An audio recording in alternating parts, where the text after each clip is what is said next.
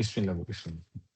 আর এই যে গতদিন আমরা পড়ছিলাম চ্যাপ্টার 2 রেসপন্সিবিলিটিস। আমরা একদমই শেষের দিকে, so I'll do a quick recap, হ্যাঁ? Just before finishing the chapter. ঠিক আছে? তো আমরা এই রেসপন্সিবিলিটিস এ কার কি দায়িত্ব? এখানে আমরা পড়ছিলাম হচ্ছে ম্যানেজমেন্ট রেসপন্সিবিলিটি কি ছিল? Mask LP, managing the business, assessing the business risk, safeguarding asset, keeping proper accounting record, law and regulation, complying with the law and regulation, and preparing financial statement. তারপর আমরা বিসেকের কর্পোরেট গভর্নেন্স গাইডলাইন্স এর উপর কয়েকটা পড়েছি, যে independent director কিসে থাকতে পারে, ডাইরেক্টরের report to the shareholder, roles and responsibilities এবং অডিট কমিটি, অডিট অ্যাসুরেন্স প্রোভাইডারের কি কি রেসপন্সিবিলিটি থাকে, যে লেজিসলেশনের আন্ডারে টার্মস অফ এঙ্গেজমেন্ট করে প্রফেশনাল এন্ড এথিক্যাল স্ট্যান্ডার্ড অনুযায়ী কোয়ালিটি কন্ট্রোল করে কাজ করতে হবে। লিক, শর্টকাট বলছিলাম লিক, L for legislation, E for ethical terms of engagement, and then another E for ethical and professional standard, and finally Q for quality standard. তারপর আমরা সাস্টেনেবিলিটি নিয়ে পড়ছিলাম। সাস্টেনেবিলিটি নিয়ে পড়েছিলাম যে গ্লোবাল কি কি ইনিশিয়েটিভ নেওয়া হয়েছে, হ্যাঁ? তারই মাঝখানে আমরা আইএফআরএস S1 এবং S2 নিয়ে কথা বলছিলাম, যেটা অতি সামনেই অ্যাডপ্টেড হবে বলে আমি বিশ্বাস করি, কারণ ওর কাছে অলরেডি সার্কুলার দিয়েছে। So it's very important for your exam, coming midterm. Much likely to what do you call it, much likely to feature in the exam. তারপর সেসব ক্ষেত্রে অ্যাসুরেন্স প্রোভাইডার, অনেক সময় অনেকে অ্যাসুরেন্স সার্ভিস চেতে পারে, যে আপনি অ্যাসুরেন্স সার্ভিস দেন যে আমাদের যেগুলো, যেরকম বলছি যে পরিবেশ বা অন্যান্য যে সোশ্যাল বা ইকোনমিক এনভায়রনমেন্টাল যে ইম্প্যাক্ট গুলো আছে, ওগুলো থেকে আমরা কি অবস্থায় আছি, এরকম অ্যাসুরেন্স বাংলাদেশে আছে কিনা, হইলে কি হবে, ইত্যাদি ইত্যাদি। তারপরে আমরা বলেছি যে স্ট্যাচুটরি অডিটের ক্ষেত্রে এক্সটার্নাল অডিটরের দায়িত্ব কি কি, কি কি দায়িত্ব না, এবং নন অ্যাসুরেন্স সার্ভিসেস এর ক্ষেত্রে অ্যাসুরেন্স প্রোভাইডারের দায়িত্ব কি, এরর কি, এবং ইন্টারনাল কন্ট্রোলের ক্ষেত্রে আমাদের কি কি দায়িত্ব বলছিলাম। প্রাইমারিলি অ্যাসুরেন্স প্রোভাইডার বা অডিটরের যে রিকোয়ারমেন্ট গুলা বোঝা, সেখানে রেসপন্স কি হবে, এবং ফাইনালি কিভাবে জানাবো those who charge with the governance. 315, 330 এবং 265। তারপরে আমরা কিছু ফ্রড কেস নিয়ে পড়েছি, এবং ফ্রডের ক্ষেত্রে আমরা বলেছি যে ম্যানেজমেন্টের কাজ হচ্ছে তিনটা: কালচার, প্রসেস, বিজনেস, এবং হচ্ছে হলো গিয়া অর্ডিনারি কন্ডাক্টের জন্য পলিসিস এন্ড প্রসিজিওর, এটা অনেস্টির কালচার করা এবং সাউন্ড ইন্টারনাল কন্ট্রোল করা। অডিটরের কাজ হচ্ছে ফ্রড রিস্ক অ্যাসেস করা, ম্যানেজমেন্টের কাছ থেকে রিটেন রিপ্রেজেন্টেশন নেওয়া, এবং এই ফ্রডের জন্য অডিট ফাইন্যান্সিয়াল স্টেটমেন্টে কি ইম্প্যাক্ট হতে পারে সেগুলা নিয়ে what do you call assess করা।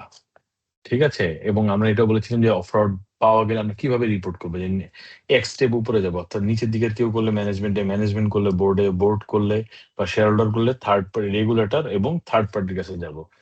তারপরে আমরা পড়ছিলাম হচ্ছে হলো গিয়ে কিসে, ফ্রডের ট্রায়াঙ্গেল গুলা কি, যে ফ্রড রিস্ক ফ্যাক্টর গুলো আসে হচ্ছে ইনসেন্টিভ বা প্রেশার থেকে, অপরচুনিটিস থেকে, এবং রেশনালাইজেশন থেকে। তো প্রথমত এগুলো ইনসেন্টিভ থাকতে হয়, অপরচুনিটিস থাকতে হয়, এবং রেশনালাইজেশন থাকতে হবে।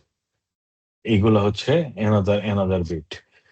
এই ইনসেন্টিভের মধ্যে যে আমার promotion, target meet up, rapid growth, unusual profitability, ম্যানেজমেন্টের উপর প্রেশার আছে, স্টক প্রাইস ধরে রাখা, এগুলোর জন্য ফ্রড করে সুযোগ আছে। যেমন মনে করেন রিলেটেড পার্টি ট্রানজাকশন কেউ দেখে না, কমপ্লেক্স ট্রানজাকশন রেডি করলো, তারপরে মনে করেন unstable organisational structure, change of laws and etcetera. Attitude হচ্ছে লোক আগের জন্য করছে, এটা is fine, this is how Bangladesh work. এই স্টোরিতে যদি যান, আমরা আগেও করছি, কোনো প্রবলেম হয় নাই। তারপর কমিটমেন্ট দিয়ে রাখলাম, কমিটমেন্ট ভাঙলে কোনো প্রবলেম নাই। সিনিয়র ম্যানেজমেন্টের মোরাল খুব লো, এটসেট্রা। কিন্তু এবং আমরা বলেছিলাম যে আনলাইক হোয়াট পিপল বিলিভ, এটা খুবই important for your knowledge and future, just so that you do not start trusting everything that you read online, offline, whoever. The auditors are not expected to discover all frauds. অডিটররা যদি ফ্রডই ধরতে কিসে করে, তাহলে এটা fraud investigation হয়ে যায়। এবং আমি কয়েকদিন আগে শুনেছিলাম যে একটা ছেলে, একটা রেগুলেটর, সে নাকি অলমোস্ট বিদ্রোহ করছে যে না, this is management responsibility. He was correct. সিনিয়ররা বলছে যে না, auditor no, this is management responsibility first, then the কিসে। কারণ fraud investigation is a whole different story. গতকালকে আবার একটা লেখা দেখলাম, একজন বলেছে যে একটা ভালো অডিটের পরে প্রচুর এমবেজলমেন্ট ধরা পড়ছে। প্রবলেম হচ্ছে that was fraud investigation, That is the work activity objective of the fraud investigation, to uncover fraud, not statutory audit. Auditor অনেক সময় ধরতে পারে, অনেক সময় পারে না. He is supposed to design it carefully so that material frauds are caught up. এরপর আমরা একটা কোয়েশ্চেন করেছিলাম জুলাই অগাস্টে, দেন কমপ্লায়েন্স উইথ ল এন্ড রেগুলেশনের ক্ষেত্রে বলেছি যে এগেইন কিভাবে রিপোর্ট করব. অনেক সময় ডাইরেক্ট ফাইন্যান্সিয়াল ইমপ্লিকেশন থাকে, যেমন ট্যাক্স ল ভায়োলেশন, আবার অনেক সময় health and safety law violation থাকে. কোথায় যাবেন আপনি? তখন আপনি বোর্ডে জানাবেন, সাধারণত অডিট কমিটিকে জানাবেন, বোর্ডে জানাবেন. Those are charge with the governance, maybe MD জানালো অডিট কমিটিকে. আর অথবা খুব সিরিয়াসলি আপনি শেয়ার হোল্ডারে জানাবেন, অথবা যেমন মানি লন্ডারিং স্টোরি হয়ে গেলে আপনি রেগুলেটরকে জানাতে পারেন. নো ক্লাবের ক্ষেত্রে অডিটরের কাজ কি? অডিটরের কাজ হচ্ছে অবটেনিং আন্ডারস্ট্যান্ড করা যে কি ধরনের ভায়োলেশন হয়েছে আইসা 250 অনুযায়ী, এবং ফার্দার ইনফরমেশন নিয়ে এগুলা ফাইন্যান্সিয়াল স্টেটমেন্টে কি ইম্প্যাক্ট অ্যাসেস করা, ম্যানেজমেন্টের সাথে ডিসকাস করা, ঠিক আছে, অডিটের কোন অ্যাসপেক্টের সাথে ওটা জড়িত কিনা ওটা অ্যাসেস করা, এবং আমরা কনক্লুড করা. হুম. আচ্ছা, তারপর রিলেটেড পার্টি ট্রানজাকশন আমরা কিভাবে দেখেছিলাম, যে প্ল্যানিং কিভাবে করতে হয়, রিলেটেড পার্টি ট্রানজাকশন কিভাবে টেস্ট করতে হয়, যে প্ল্যানিং স্টেজে, প্রসিডিউর এন্ড এভিডেন্স স্টেজে এবং রিভিউ স্টেজে. এবং আমরা এই কোশ্চেন গুলো করেছি কারণ actually literally this exam question featured in the exam. এই কোশ্চেনটাও আমরা করেছি. তো এই অবস্থাতে আমরা মানি লন্ডারিং ও পড়েছি গতদিন, যে মানি লন্ডারিং এর ক্ষেত্রে অডিট অ্যাপ্রোচ গুলো কি হয় সাধারণত, ক্লায়েন্টের নো ইউর ক্লায়েন্ট, পারপাসটা কি, মেইন মেইন অফিস কোথায়, তারপর হচ্ছে হইলো গিয়া এনটিটি কোথায়, তারপর হচ্ছে বিজনেস মডেল কি, রেভিনিউ জেনারেট করে কেমনে, হিস্ট্রি কি, ঠিক আছে, এটসেট্রা, এবং কোন ইনসলভেন্সি প্রসিডিংস আছে কিনা. এত কিছুর পরও এক্সপেকটেশন গ্যাপ হয়, আমি সেটাও বলছিলাম যে এক্সপেকটেশন গ্যাপ হয়েই যায়. কারণ হচ্ছে আনফরচুনেটলি আজও পর্যন্ত আপনারা যে এত বড় অডিট রিপোর্ট দেখেন, এই এত বড় অডিট রিপোর্টের রহস্যটা হচ্ছে প্রাইমারি একটা রিজন হচ্ছে এক্সপেকটেশন গ্যাপ কমানো. এই যে ডাইরেক্টরের কাজ কি, ম্যানেজমেন্টের কাজ কি, ডাইরেক্টরদের কাজ কি, অডিটরের কাজ কি, এগুলো ক্লিয়ারিফাই করা. মানুষ পড়ে না, মানুষ খালি ফার্স্টের 5-7 লাইন পড়ে বা টাটা বলতে হবে অনেকটুকু পড়ছে, বাট এই পুরো অংশটুকু কিন্তু এক্সপেকটেশন গ্যাপ কমানোর জন্য. একই সাথে এঙ্গেজমেন্ট লেটারও সাইন করা হয়. কেন, কি বোঝানোর জন্য এঙ্গেজমেন্ট লেটার সাইন করানো হয়? এঙ্গেজমেন্ট লেটার সাইন করানো হয় এটা বোঝানোর জন্য যে যে ঠিক আছে, ম্যানেজমেন্ট বুঝে নিছে আমার দায়িত্ব কি, তার দায়িত্ব কি. তারপরে এবং অন্য সাধারণ মানুষ যারা ওই যে মনে করেন লেইমেন, যারা আমার আপনার মতো এই প্রফেশনে নাই, বাইরে আছে, তারা মনে করেন এটা না বুঝে এটা বলে দিল, তো তারা এখন মনে করে যে অডিটরের কাজ হচ্ছে ফ্রড ধরা, ফ্রড কিসে করা, এবং অনেক সময় তারা ভাবে যে সমস্ত ট্রানজাকশন চেক করে অডিটর, নট রিয়েলি. এবং অডিট জেনারেল পাবলিক এটাও মনে করে যে অডিট রিপোর্ট বলতে বোঝায় যে audit is correct. We never say is correct, people do not understand. Auditor অনেক কিছুই করতে পারে, বাট কারেক্ট শব্দটা কখনো বলে না, একটা কারণেই বলে না. That's because they can't say this. হ্যাঁ, এই ন্যারোইং করার জন্য আমরা যেগুলো বললাম আর কি, এগুলো করি. এরপরও তো আমরা ওই যে কয়েকক্ষণ আগে, অনেক আগের একটা স্লাইডে আমরা দেখেছিলাম যে এই যে দেখেন এত বড় বড় এই যে বাস্তবে যে এই যে আপনাদের স্লাইডে দেখতে পাচ্ছেন, কেউ একজন একটু উত্তর দেন দেখি, কেউ কি বলতে পারছেন? দেখা যাচ্ছে? জি স্যার, হ্যালো? দেখা যাচ্ছে। হ্যাঁ, এই যে এইখানে হ্যাঁ আমরা স্যার, দেখলাম দেখা যে এই যাচ্ছে। সব, থ্যাংক ইউ, এই যে এই সব কিছুর ক্ষেত্রেও আমরা দেখছিলাম যে দেখেন এগুলো কিন্তু অনেক আগের না. আপনারা বলতে পারেন স্যার এটা 10 বছর আগের, 20 বছর আগের, আপনি এগুলো কই থেকে দেখা দিচ্ছেন. নো, এগুলো as late as few years back. বিশাল বিশাল অডিট ফেল করে গেছে ফ্রডের কারণে, এবং more importantly all this were audited by big four, all all of them.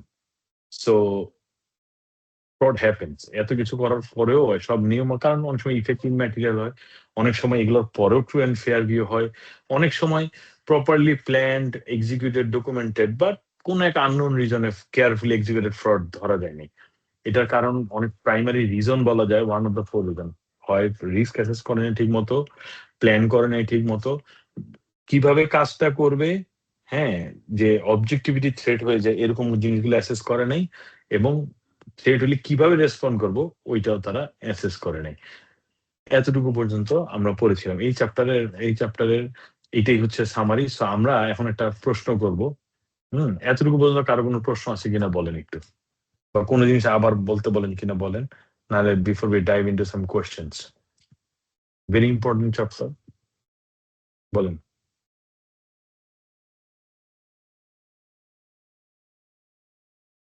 কারো কোনো প্রশ্ন আছে এই মুহূর্তে? একজন বলেন, একটু বললে আমরা আগাতে পারি. No sir. Fair enough. Until তাহলে we don't have any questions. Okay, thank you. তাহলে আমরা এই কোয়েশ্চেনটা করি। এই কোয়েশ্চেনটা আপনাদের স্ক্রিনে যেটা দেখা যাচ্ছে, এটা 12 মার্কের কোয়েশ্চেন। 12 মার্কের কোয়েশ্চেন আপনারা সময় পাবেন হচ্ছে 24 minute, right? Your time starts now at 24 minute. So 15:50 আমরা ইনশাল্লাহ আবার বসবো। Thank you. কোয়েশ্চেন দেখা যায়? Yes, sir. হুম, Yes, sir. ঠিক আছে, করেন।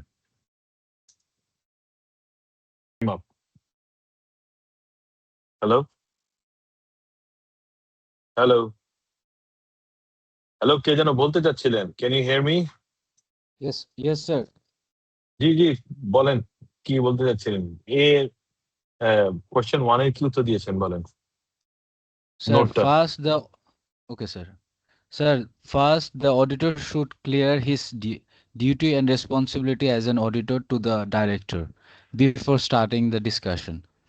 That as an auditor's responsibility, the auditor gave subsequent event were disclosed to the management by ISA 560.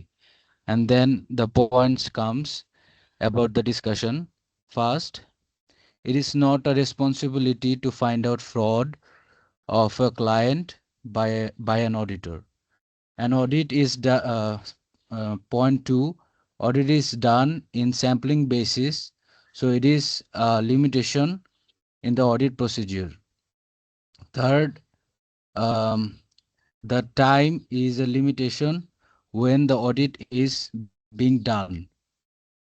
Four, audit can be when the auditor is clear of his liability by discussing this part, then they can discuss about the um, management level problems, such as point one, discussing lack of segregation of duties and poor supervision which allowed this fraud. Point two, discussion on the need for further forensic investigation. Then taking action against the employees who has done taming and leading. Steps on strengthening the internal control system for going forward. আচ্ছা, অন্যরা কি এর বাইরে কিছু add করতে চান?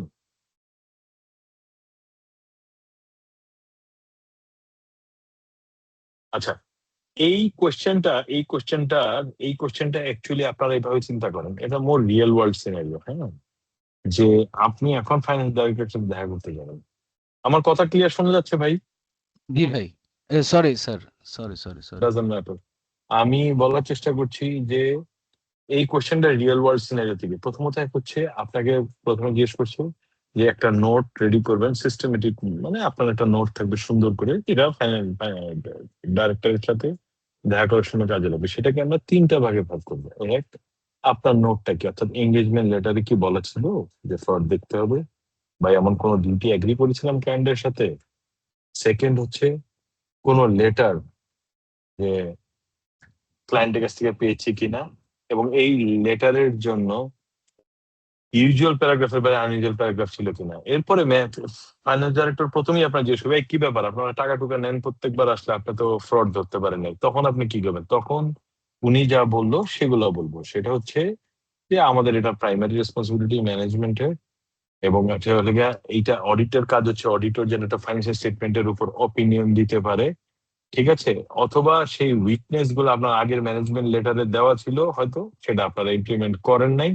এবং আমাদের audit working paper give details of the work done at কি নাম কোম্পানি, গুজ গ্রিন। হ্যাঁ, এই না এটা আইসা অনুযায়ী হয়েছে।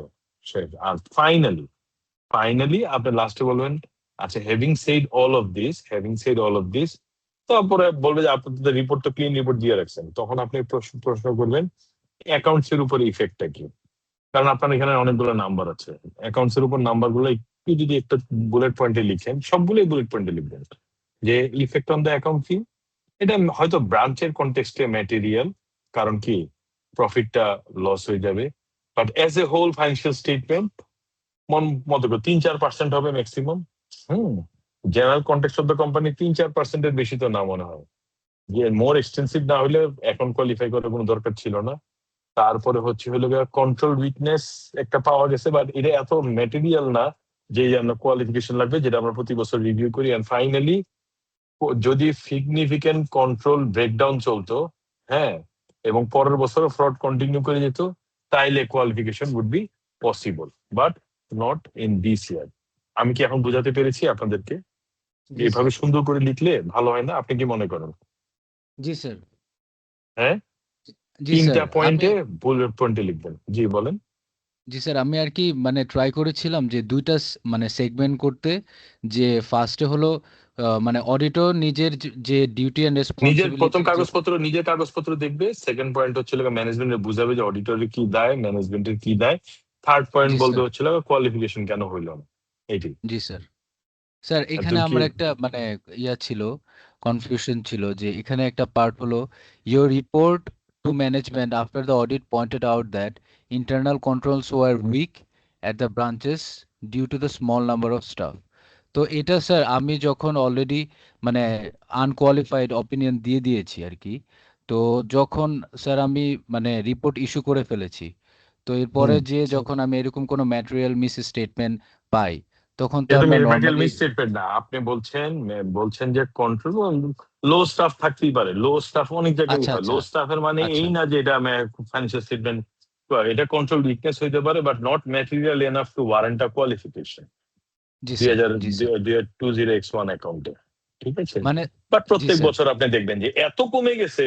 এখানে কিন্তু এমন কোনো কমার কথা বলছে না যে একজন লোকও নাই এর কাজে, এইচআর এর লোক বসে বসে অ্যাকাউন্টস বানাইতেছে, বুঝে টুঝে না, ওরকম অবস্থা কিন্তু না। স্টাফ কমে গেছে সেটা বলছে, কিন্তু ইয়েস আমরা স্যার। প্রত্যেক বছর এটা রিভিউ করব। ঠিক আছে। স্যার তাহলে আর যদি, জি সরি স্যার, প্লিজ। বলেন। স্যার যদি আমি একটা রিপোর্টের পার্সপেক্টিভে চিন্তা করি, তাহলে স্যার জি আমার মানে অপিনিয়ন আমি তাহলে আমি আনমডিফাইড অপিনিয়ন দিলাম, পরে আমি বেসিস অফ অপিনিয়ন দিলাম, এরপরে স্যার আমি যে তাহলে আমি এখানে কি অডিট ম্যাটার্সে কি আমি এই পার্টটা আর কি উল্লেখ করে দিব যে they don't have sufficient like number of staff in this branch, এরকম টাইপের আর না, কি এটা আপনি কি অডিট। ম্যানেজমেন্টে জানাবেন। 2002-তে গিয়ে যদি দেখেন যে একই সিনেমা চলতেছে, তখন আপনি মনে করেন এটা একটা ম্যাটেরিয়াল ইম্প্যাক্ট পাওয়া গেছে ফাইন্যান্সিয়াল স্টেটমেন্টে, সেটা তখন আপনি ফ্ল্যাগ করবেন। 2002-তে আপনার মার্চে 2002 সাইন করেছেন, বা 2002 এর এন্ডে তো আপনি সাইন করেন 31 ডিসেম্বর 2002। সেইটা না হয়তো স্যার। কোয়ালিফাই করা যেতে পারে, because it may not be a continuing factor. That's what I am trying to say, because you are defending your firm. Remember, আপনার ফাইনাল ডাইরেক্টর ডাকছে খালি ফুর্তি করার, চা বিস্কুট খাওয়ার, ডেক্সার বিস্কুট খাওয়ার জন্য না। আপনি you are defending the firm, yes defending sir. Your yes work sir. Ethically, yes sir. With integrity and with technical points. So yes remember, sir. আপনার সাথে তো এরা ভাই ব্রাদার না, কথাটা বুঝেন না না? স্যার। জি স্যার, মানে সে আমাকে আর কি ডাকছে যে মানে আপনার এটা এটা শোনানোর জন্য ফাইন্ড আউট আপনিও করা। শোনাবেন, সেও শোনাবে হ্যাঁ আর কি। হ্যাঁ এটা হ্যাঁ। আপনার আপনার হুম। কন্ট্রিরি টু বাংলাদেশের সবাই তো ভাবে হচ্ছিল গিয়া এই পাওয়ারফুল, কিন্তু বাইরেও কিন্তু এই ধরনের ঘটনাগুলো ঘটে। আমাদের ডিফেন্ড করতে, বাট ওদেরটা একটু ভেরি ডিফারেন্ট। ওরা লজিক্যাল কথা হইলে কিন্তু মানে খুব এগ্রেসিভ না হইলে কিন্তু মোটামুটি কনসিডারেশনে নেয় যে না ঠিক আছে, উনি এই কারণে ধরতে পারেন। কারণ এফডির দায়িত্ব কি? ফাইনাল ডাইরেক্টর, কারণ ফাইনাল ডাইরেক্টর চেষ্টা করবে, তার আবার বোর্ডে জবাব দিতে আছে না? জি বোর্ড স্যার। তখন যা জিজ্ঞেস করবে কি ব্যাপার, সে তো আপনার ঘাড়ের উপর নালে দিয়ে দিবে যে অডিটর ধরে নেয়, আমার কি দেবে। বাংলাদেশে যেটা করে, কথাটা বুঝছেন? জি গতবার স্যার, আলটিমেটলি যে যেমন অডিটরের রেসপন্সিবিলিটি এটা না to find out the fraud. Problem ভাই, আপনি এক্স্যাক্টলি অডিটর রেসপন্সিবিলিটি, এটা নাম। অনেক অদ্ভুত অদ্ভুত ঘটনা বঙ্গদেশে হয় বাস্তবে, এগুলা হলো গিয়া দুঃখজনক। এফআরসির সাথে আপনার গতবার যেমন এনলিস্টমেন্টের সিনেমা একটা শুরু হলো গত বছর, আপনারা হয়তো অনেকে অবগত আছেন, অনেকে হয়তো নাই। এটা কি আপনারা জানেন? না লাস্ট স্যার, ইয়ারে তখন পার্সোনালি জানি। অনেকের সাথে অনেকের ক্লায়েন্টে কোয়ালিফাইড অপিনিয়ন দিয়ে রাখছে, হ্যান দিয়ে রাখছে, টেন দিয়ে রাখছে। ও ম্যান, অডিটর তো চেঞ্জ করতে পারতেছে না। ও ও হঠাৎ করে অন্য অডিটরে গিয়ে বলি, আচ্ছা ওনারা তো এফআরসি তে এনলিস্ট করে নাই, আমি এই জন্য অডিটর বদলাবো। অথচ ওরা যে অ্যাকচুয়ালি কোয়ালিফাইড দিয়ে বলে রাখছে, ওটা সে কমপ্লিটলি লুকাই গেছে। So এই আচ্ছা ধরনের আচ্ছা। অনেক ঘটনা বঙ্গদেশে ঘটতে পারে দুঃখজনক ভাবে, মানে হ্যাপেন্স। কিন্তু আপনারা ফাইন্যান্স ডাইরেক্টর যখন ডাকবে, এই যে এই ধরনের ঘটনাগুলো ঘটে, you are defending your firm. তো যে আপনাদের বলে, তখন আপনি বলবেন দেখেন আমি পয়েন্টে কথা বলি যে ফ্রড কেন, আমার সাথে এঙ্গেজমেন্ট লেটারে এই টার্ম ছিল, আমার দায়িত্ব ছিল এইটা, আর আমি ব্রাঞ্চ লেভেল এটা বড় হইলো, ওভারঅল কনটেক্সট অফ দ্য কোম্পানিতে বড় না, এই বছর কন্টিনিউ করলে আমি কোয়ালিফাই করবো। আর সেকেন্ড পার্ট বুঝা গেল সবার? জি স্যার। আর জি সেকেন্ড স্যার। পার্ট হচ্ছে এখন ফাইনাল ডাইরেক্টর যখন বুঝলো যে না এই ছেলেটা তো ভালোই, ছেলের সাথে কথা বলে ভালো লাগতেছে, আমি দেখি তো ওর দিয়ে ফ্রড ডিরেকশনে কাজ করানো যায় কিনা, তখন আপনি কোন কোন এরিয়া দেখবেন, কেন দেখবেন। যেমন আপনি প্রথমত দেখবেন হচ্ছে হলো গিয়া কি বলে, যেমন ওই ব্রাঞ্চে কতদিন যাবত ওই লোক পার্টিকুলার ক্লার্ক কাজ করছে, কেন, কারণ কি, ওইটা কয়দিন যাবত ফ্রড চলতেছে, তারপর জি স্যার। একই কন্ট্রোল এনভায়রনমেন্ট কি অন্যান্য ব্রাঞ্চে আছে কিনা, তাহলে আপনি বুঝতে পারবেন যে অন্য ব্রাঞ্চে এই ধরনের ফ্রড হওয়ার সম্ভাবনা কত। তারপর হচ্ছে হইলো গিয়ে এই ব্রাঞ্চের সাথে অন্য ব্রাঞ্চের সম্পর্ক কি, এই কি ফ্রড ট্রেনিং দেয় নাকি সবাই। তারপরে এই একই ব্রাঞ্চের ম্যানেজার অন্য ব্রাঞ্চ রান করে কিনা, তারপর ওদের ইন্স্যুরেন্স আছে কিনা যে এই টাকাটা লস হইতে ফ্রডের কারণে সেটা পাওয়া যাবে কিনা। এই মানে আমি কি বুঝাতে পেরেছি? জি স্যার। তারপরে আপনি চিন্তা করবেন যে ফ্রডটা ডিসকভার হলো কেমন, ডিসকভার হলো কেমন করে, মানে হচ্ছে যে যদি মনে করেন একটা ম্যানেজমেন্ট ফ্রড হয়, ম্যানেজমেন্ট কন্ট্রোল ডিটারমাইন করে, তাহলে বুঝতে হবে যে ফ্রড হতো ওয়াইড স্প্রেড না। আনফর্চুনেটলি একটা ব্রাঞ্চে হয়তো ছুটে গেছে, বাট অন্য ব্রাঞ্চে হয়তো ডিটেক্ট করতে পারবে। আর যদি দেখেন যে বাই চান্স ধরা পড়ছে এবং কন্ট্রোল খুব খারাপ, তখন কিন্তু fraud could be wide spread. তখন আপনি কিন্তু ফ্রডের আরো সিরিয়াস টেস্টিং করা লাগবে। আমি কি এখন বুঝাতে পারছি উত্তরটা? আমার উত্তরটা কি আপনার পছন্দ হয়েছে? জি স্যার। আমি মোটামুটি নিশ্চিত এটা এক্সামিনারের পছন্দ হবে। আমরা এটা একটা টেবিল আকারে লিখবো, টেবিলে বা দিকে লিখবো এরিয়া, পাশে লিখবো হচ্ছে ওয়ার টু ওয়াই কনসিডার, এই টেবিল আকারে আনসার করবো। তাহলে হবে কি, মানে একেবারে সেরকম আনসার হবে। এক্সামিনার খাতা দেখবে and will fall in love with your answer. আর আপনি যদি বিরাট বিরাট প্যারাগ্রাফ লেখেন, জট গাদা কোন লাইন থেকে কোথায় যেতেছেন, এদের মানে ইনকোয়ারেন্সি, তখন আর ভালো লাগে না খাতা দেখতে। আমি জি আপনাকে স্যার। বুঝেই বলছি, আপনার খাতা দেখলে মনে হবে যে আমি ঠিক যেমনে চেয়েছি, মনের উত্তরটা পড়তেও আরাম লাগে, পড়তেও আরাম লাগে, বুঝতে হয় না যে উত্তরটা আসলে কোন জায়গায়। বুঝেন না? জি স্যার। ফাইন। এখন আমরা একটা বড় কোয়েশ্চেন করবো before ending this chapter and moving on to the next form. বড় কোয়েশ্চেন করবো। আপনারা কি কোয়েশ্চেন করাতে একটু ক্লান্ত বোধ করেন? না স্যার, এটা আরো আদৌ ভালো হয়। কেউ করেন, কেউ করে নাকি না সবাই বুঝে বুঝে ফেসবুক চালানোর 5 মিনিট কোয়েশ্চেন লিখেন, লিখার প্র্যাকটিস করেন, কারণ দেখবেন জি স্যার, অনেক কিছু আপনার লিখতেছি স্যার। লিখেন, কিন্তু ভাই আমি সময়টা দেই লিখার জন্য, বলতে হইলে তো 10 মিনিটও লাগে না। লিখতে গেলে অনেকগুলো ঘটনা ঘটে, আপনার হাতের লেখার স্পিড, হাতের লেখা, এবং চিন্তা কর যে কি ফরম্যাটে আনসারটা দিব। 3 নাম্বার হচ্ছে হলো কিভাবে আনসার দিলে আমি ম্যাক্সিমাম মার্ক পাবো, এন্ড মোর ইম্পর্টেন্টলি আমি কোনো পয়েন্ট মিস করছি কিনা, যেগুলো আমার চিন্তা করা উচিত ছিল, আমি চিন্তা করেছিলাম ওকে, বাট টাইমের মধ্যে লিখতে গিয়ে মনে নাই। এই জিনিসগুলো ট্রেন আপ করা, ব্রেইনকে ট্রেন আপ করা, ব্রেইন ট্রেন আপ না হলে আপনি পরীক্ষা হলে বিপদে পড়বেন। অডিট অত ডিফিকাল্ট না হলেও মানে এই পরীক্ষা হলে গিয়ে গুছাতে পারে না মানুষ। আমি পার্সোনালি তো মনে করেন অনেকে যেমন ম্যাথস এর জিনিসপত্র গুলো, ওগুলো মাছ ইজিয়ার, কারণ কি আপনি করছেন, অঙ্ক মিলছে, নাম্বার, এখানে এগুলা কিন্তু গুছাইতে হবে, অর্গানাইজ করতে হবে, ওখানে কিন্তু গুছাগুছির বিষয় নেই। অঙ্ক প্রফিট এমনি বাই করতে হবে, এটার আর মানে দ্বিতীয় পন্থা খুব কমই থাকে। সুতরাং আপনি ল জানলে জানেন, না জানলে নাই, লেখলে মার। কিন্তু এগুলা কিন্তু অনেক লিখার হাত ভালো করতে। Anyway, let's move on to the next question. এইটা উত্তরটা আছে আপনারা যখন আনসার পাবেন। আচ্ছা, আপনারা এখন যে কোয়েশ্চেনটা দেখতেছেন, হ্যাঁ, আপনারা স্ক্রিনশট নিতে হবে, কারণ এটা 3 page long question, it's a big question. এটা আইসিডব্লিউর একটা কোয়েশ্চেন ছিল, আমার মনে হয় এই কোয়েশ্চেনটা করা দরকার, করলে আপনাদের মনে করেন কি ছিল। এই কোয়েশ্চেনটার স্ক্রিনশট নেবেন।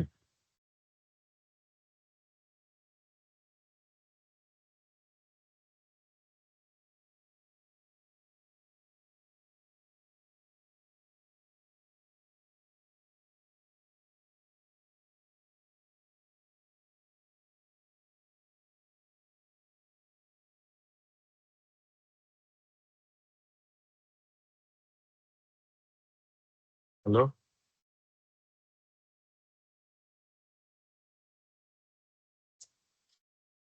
নিয়েছেন স্ক্রিনশট? জি স্যার, নিয়েছি। এই পেজটা নেন। স্যার সরি, ওটা একটু মানে মিস হয়ে গেছে, একটু যদি ওই আগের পেজে যেতেন।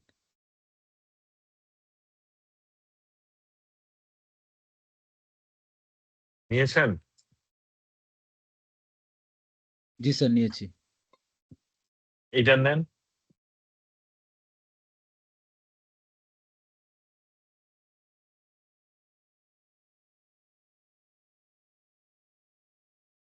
নিয়েছি স্যার।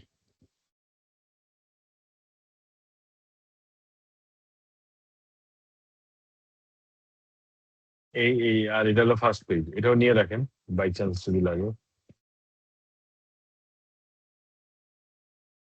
নিয়েছেন? জি স্যার। আচ্ছা, আপনাদের আনসার হচ্ছে হইল গিয়া শুধু 2 আর 3 করবেন, 2 and 3 রিকোয়ারমেন্ট, 2 and 3 1 করার দরকার নাই, 1 আপনারা পারবেন, ঠিক আছে? 2 and 3 তার মানে টোটাল মার্ক হচ্ছে 30 মার্ক, রাইট? 30 মার্ক, 30 মার্কের জন্য আপনারা সময় কতক্ষণ পাবেন? 1 hour, 1 hour something, 3 minute, 63 minute, হ্যাঁ, 63 minutes. Is that all right? Okay sir. Sir একটু ফন্ট বড় করা যায়, পড়তে খুব প্রবলেম হচ্ছে।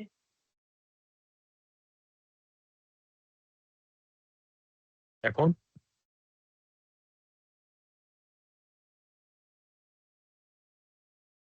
না স্যার, এখন তো আরো ছোট, এটা জুম করা যাচ্ছে। হ্যাঁ, স্যার আরেকটু।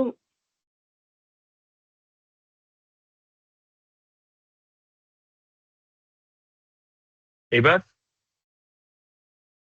এনি বেটার হ্যাঁ স্যার। স্ক্রিনে? হ্যাঁ, হ্যাঁ স্যার। হ্যাঁ স্যার। ঠিক আছে, আপনাদের 1 ঘন্টা 3 মিনিট টাইম স্টার্টস নাও। কথা শোনা যাচ্ছে?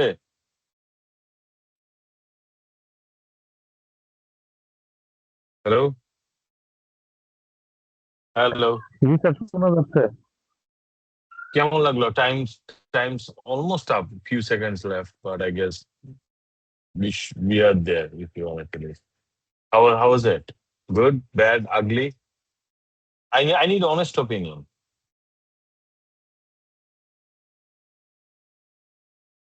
Hello? কেউ কি Sir, the কোশ্চেন question- পড়েছেন নাকি না স্যার? কোশ্চেনের সাইজ দেখে আপনার সাথে তো কথাও বলা Sir- যায় না, চুপ করে অনলাইনে ঢুকে বসে থাকেন। আপনার কোশ্চেন, হ্যাঁ বলেন, কমেন্টারি দেন। আমি, হ্যাঁ বলেন।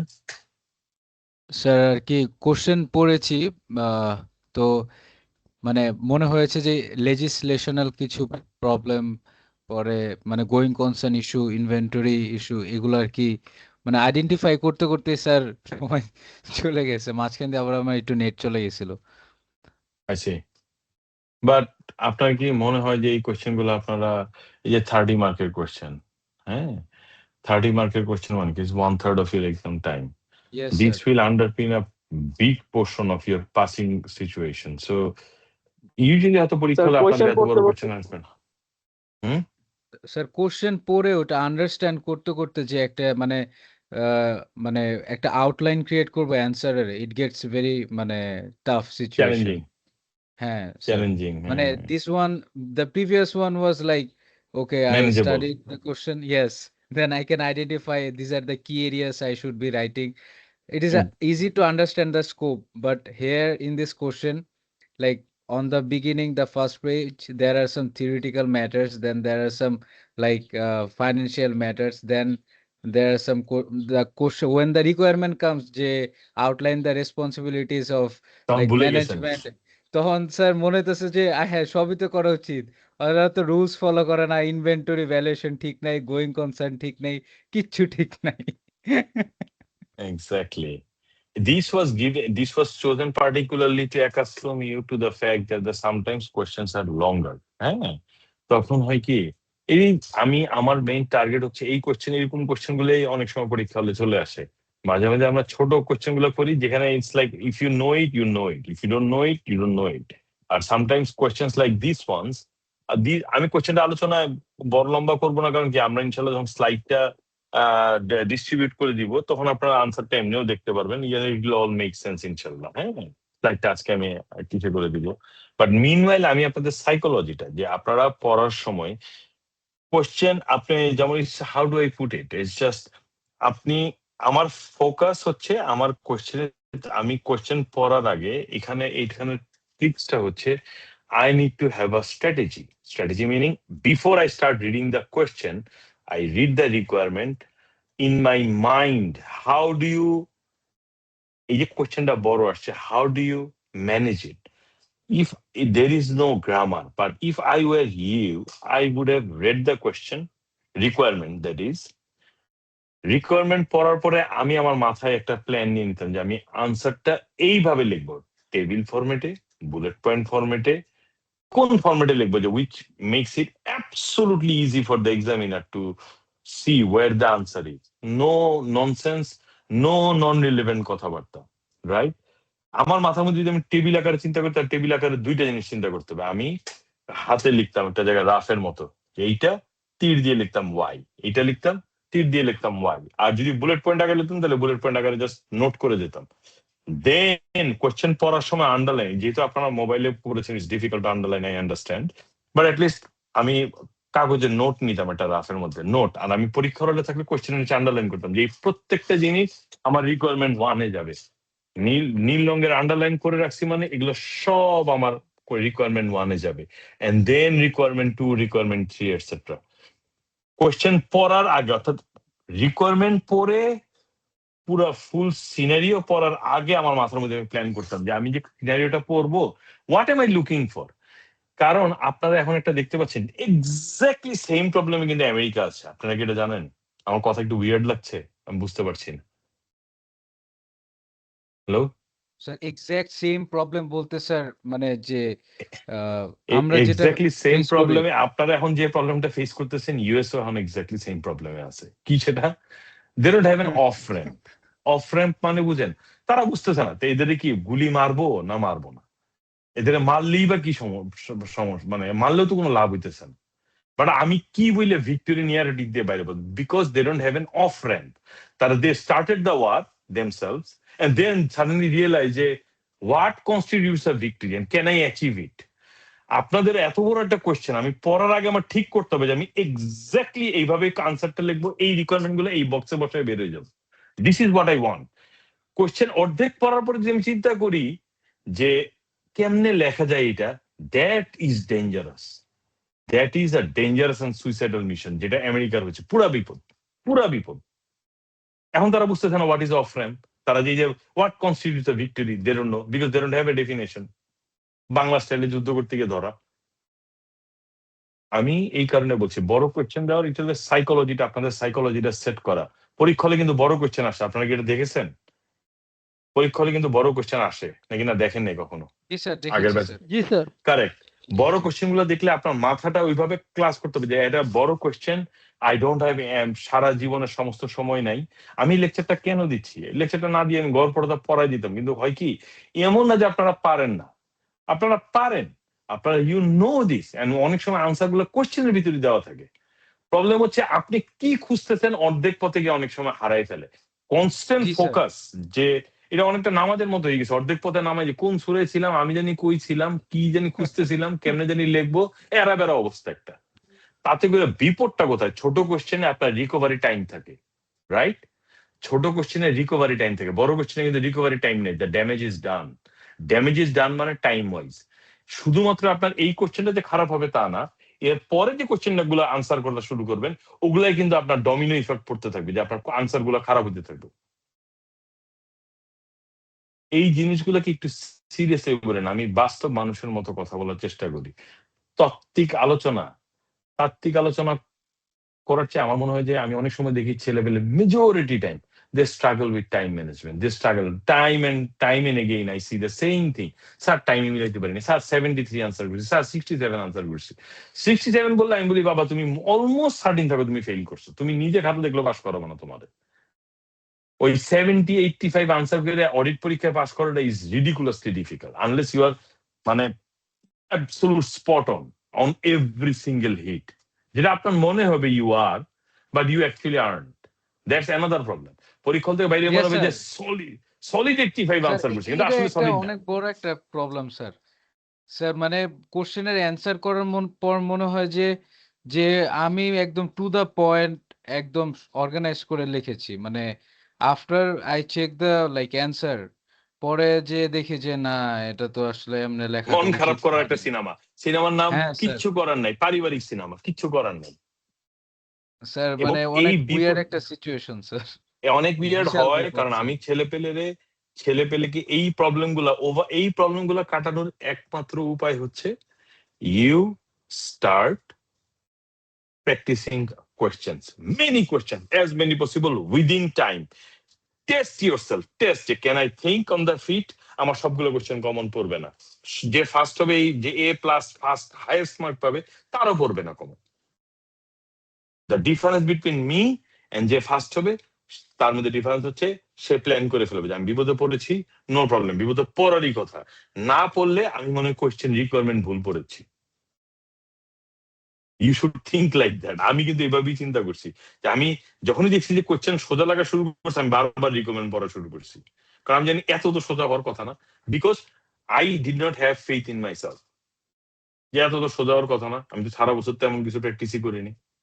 কিন্তু আমাদের অডিট পরীক্ষার সময় I use to practise a lot and আমার মনে আছে আমার ফাইনাল পরীক্ষার আগে I wanted to fail in the exam.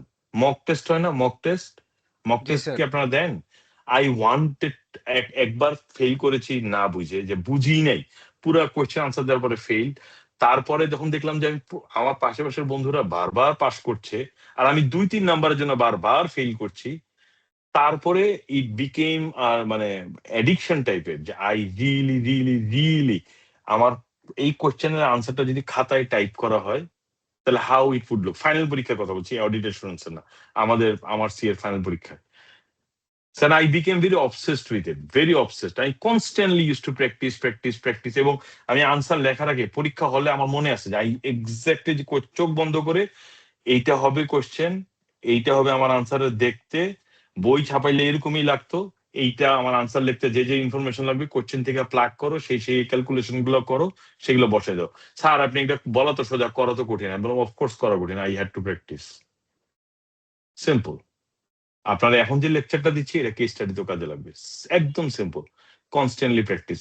তা আলহামদুলিল্লাহ আল্লাহর রহমতে I got a distinction, but it's a massive distinction. Pass হয়তো অনেকেই করে, বাট ডিস্টিংশন ইজ নট